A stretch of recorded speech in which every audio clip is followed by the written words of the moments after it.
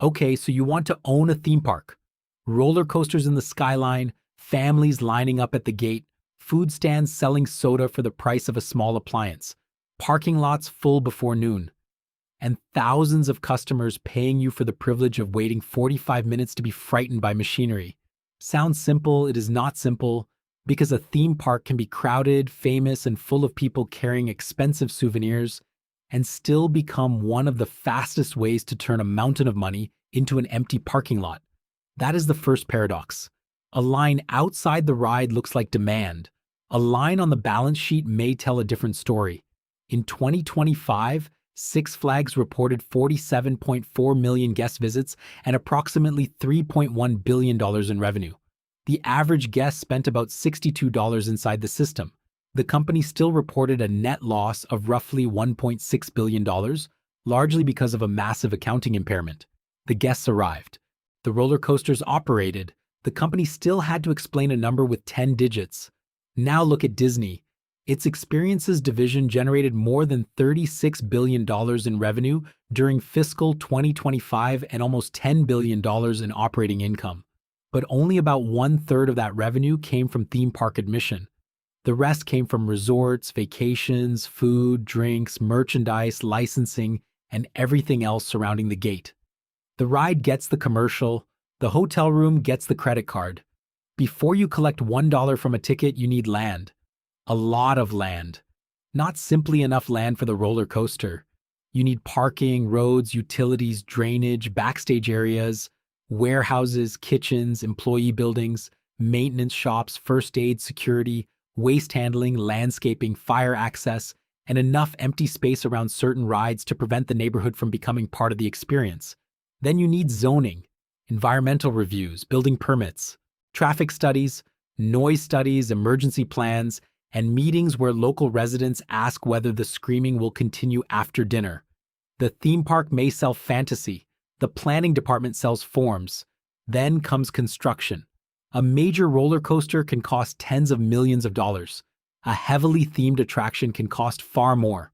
The ride itself is only the beginning.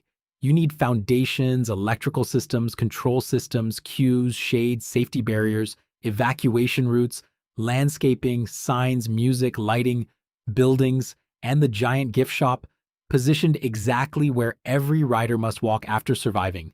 A roller coaster is not simply steel. It is steel connected to an operating system, an inspection program, an insurance policy, and a retail strategy. Then you need the rest of the park: children's rides, restaurants, bathrooms, shows, games, benches, water fountains, lockers, trash cans, thousands of feet of fencing, and enough paint to convince guests that the pirate village was not built beside a loading dock. The opening investment can be enormous, but the more dangerous cost arrives later. The park must keep changing. A new attraction can create attendance. Attendance creates revenue. Revenue pays for the next attraction. If the park stops investing, guests may stop returning. If the park invests too aggressively, debt may arrive before the guests do. That is the theme park treadmill. The park builds a ride to increase demand. The competitor builds a larger ride. The first park builds another ride. The customer calls it innovation. The lender calls it recurring capital expenditure. Now let us look at how the park actually makes money. The first layer is admission: single-day tickets, multi-day tickets, child tickets, group tickets, season passes, annual passes, dynamic pricing, discounts, bundles. The price may change by date, demand, location, and product. A quiet weekday in September is not the same product as a holiday Saturday when every family in the state has made the same decision. Dynamic pricing lets the park charge more when demand is strong and encourage visits when demand is weak. The customer sees a calendar. The park sees yield management wearing mouse ears. But ticket revenue has a limitation. A guest enters once. The park needs to keep earning after the turnstile. That is where the real system begins. The second layer is food and beverage: burgers, pizza, chicken, ice cream, pretzels, coffee, soda. The customer is inside a controlled environment with limited alternatives. Leaving to find a cheaper lunch means walking to the parking lot, driving away, returning, parking again, and explaining to a tired child why the vacation now includes a financial seminar. The park has convenience. Convenience has pricing power. Food can produce attractive gross margins, but operating it is difficult. Demand arrives in waves. Lunch creates a rush. Weather changes the product mix. Employees must prepare food safely and quickly. Inventory can spoil. Equipment fails. And the customer who waited an hour for a roller coaster may still consider 7 minutes unacceptable for French fries. The third layer is merchandise. Shirts, hats, plush toys, photos, mugs, pins, glow products, objects that prove the family visited the place they are still standing inside. Merchandise converts emotion into inventory. A child sees a character. A parent sees $29 and a future object on the bedroom floor. The park sees margin and brand exposure. A souvenir leaves the property and continues advertising the experience. That makes merchandise both revenue and marketing. The fourth layer is parking. This may be the cleanest transaction in the entire park. The customer brings a vehicle, the park provides a rectangle of asphalt. The vehicle does not use the roller coasters, require air conditioning, or complain about the food. It simply remains in place while the owner spends money elsewhere. Parking has costs: land, paving, lighting, security, trams, maintenance, traffic management. But once the lot exists, each occupied space can generate revenue before the guest even reaches the gate. The vacation begins with a fee for leaving the car behind. Nothing says magic like paying $30 to stop moving. The fifth layer is premium access. Fast passes, skip-the-line products, reserved seating, VIP tours, early entry, private lounges. The park first creates scarcity through limited ride capacity, then it sells away around the scarcity. This is one of the most powerful products in the business. The park is not selling another ride. It is selling time. A family may have only one day. The number of hours is fixed. The number of attractions is not. Premium access converts frustration into revenue.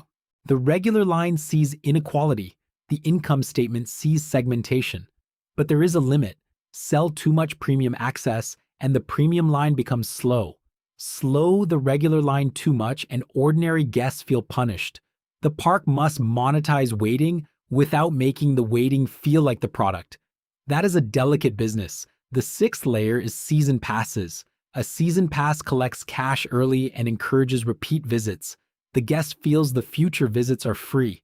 The park knows every return visit creates another opportunity to sell food, drinks, parking, games, and merchandise.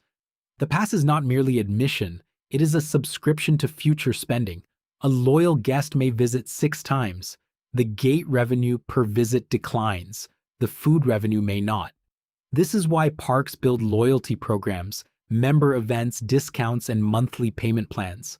The park does not need the customer to make one large decision. It needs the customer to keep making small ones. The seventh layer is games. Basketball shots, ring toss, claw machines, arcades. The customer pays for a chance to win a prize that may have cost the park much less than the attempt. The business model is probability wearing a stuffed animal costume. The eighth layer is hotels and resorts. This is where a destination park becomes much more valuable. A hotel keeps the guest on property. The family arrives earlier, stays later, eats more meals, buys more merchandise, and may visit for several days. The room extends the customer relationship. The park no longer sells a day, it sells a trip.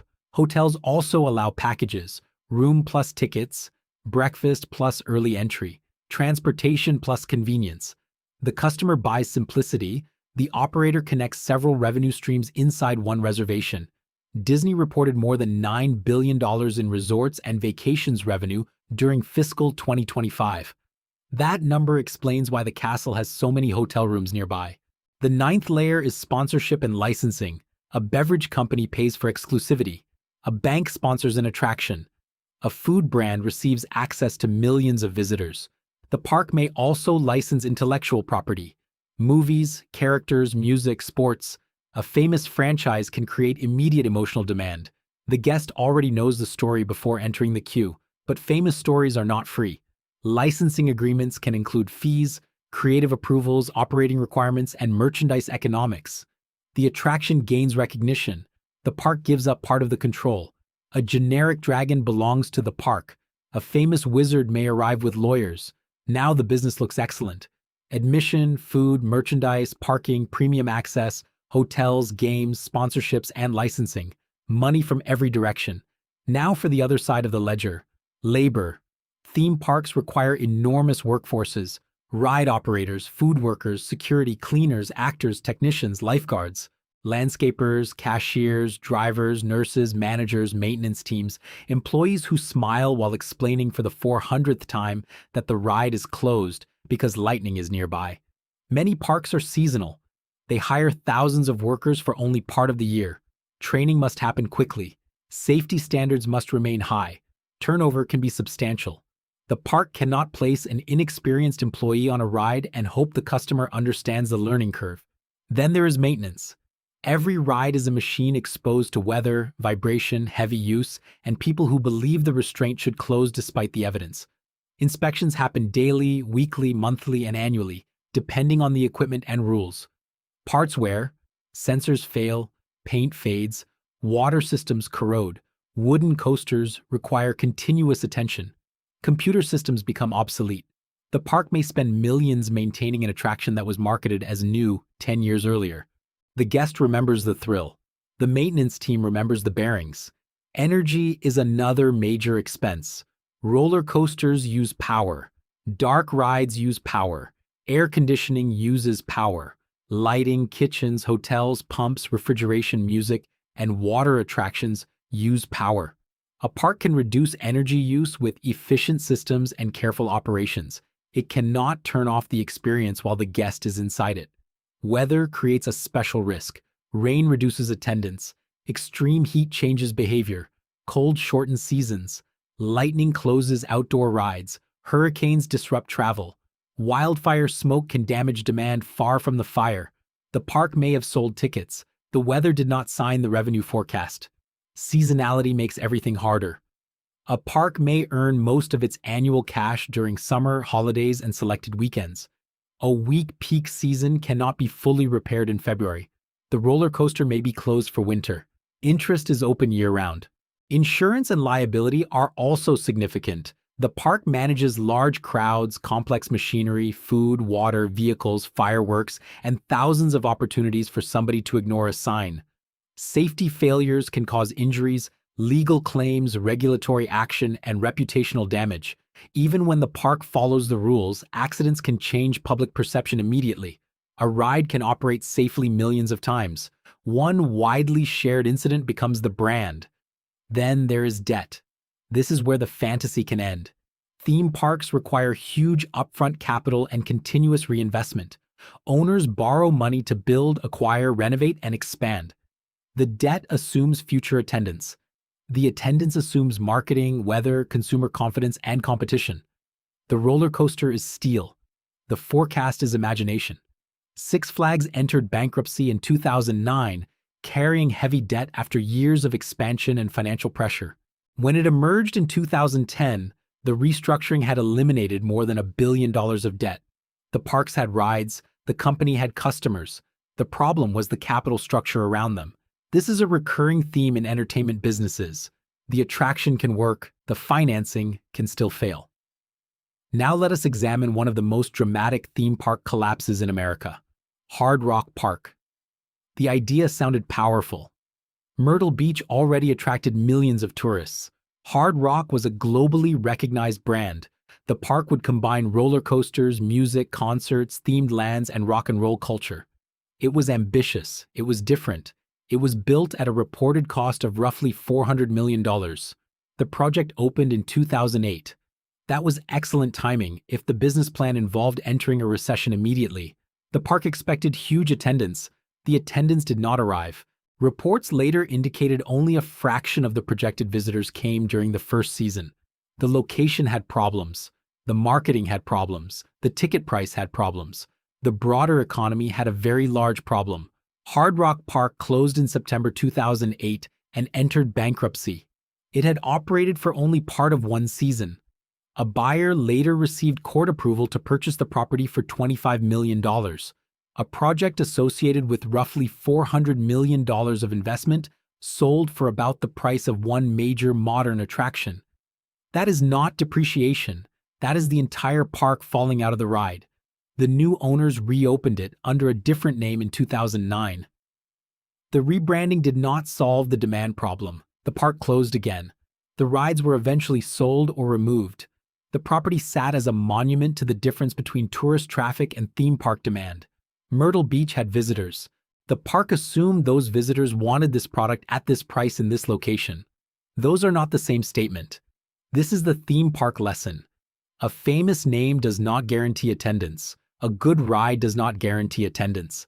A tourist market does not guarantee attendance. The park must create enough reasons for enough people to choose it over every other use of their time and money. The competitor is not only another theme park, it is the beach, the hotel pool, the movie theater, the restaurant, the shopping center, the phone in the customer's hand, and the decision to stay home. Now consider the optimistic version. You own a well-located park in a large, growing market. The brand is clear. The attractions are compelling. The park maintains rides well. Employees are trained. Food is efficient. Merchandise matches the audience. Season passes create recurring visits. Premium access adds revenue without damaging the ordinary experience. Hotels extend the stay. New attractions arrive on a disciplined schedule. Debt remains manageable. The park becomes a tradition. Parents bring children. Children return as adults. The attraction creates memories. The memories create pricing power. Now the realistic bad version. You overestimate attendance. Construction costs rise. The opening is delayed. The park borrows more money. The first season is rainy. A major ride has technical problems. Reviews mention long lines and weak food. Discounting increases attendance but reduces revenue per guest. Labor stays high. Insurance stays high. Debt stays extremely enthusiastic. The park delays a new attraction. Guests postpone returning. Attendance falls. The owner discounts again. Maintenance is delayed. The park looks tired. The customer notices. That is the theme park death spiral. Lower attendance reduces cash. Lower cash reduces investment. Lower investment reduces reasons to visit. The rides keep moving. The business stops going anywhere. So, does owning a theme park actually work? Yes. The strongest parks are extraordinary businesses. They combine entertainment, hospitality, food, retail, real estate, intellectual property, and emotional loyalty. A great ride creates demand. A great resort captures the entire trip. A great brand turns one childhood visit into decades of customer value. But the house does not always win here. There is no mathematical guarantee. Every ticket is a choice. Every return visit must be earned. A theme park is not really selling roller coasters. It is selling a day the customer believes will become a memory. The ride creates the scream. The photograph preserves it. The gift shop monetizes it. The hotel extends it. And the owner spends millions trying to make the customer want to experience it again. The roller coaster only needs enough speed to reach the next hill. The business needs enough cash to build the next one.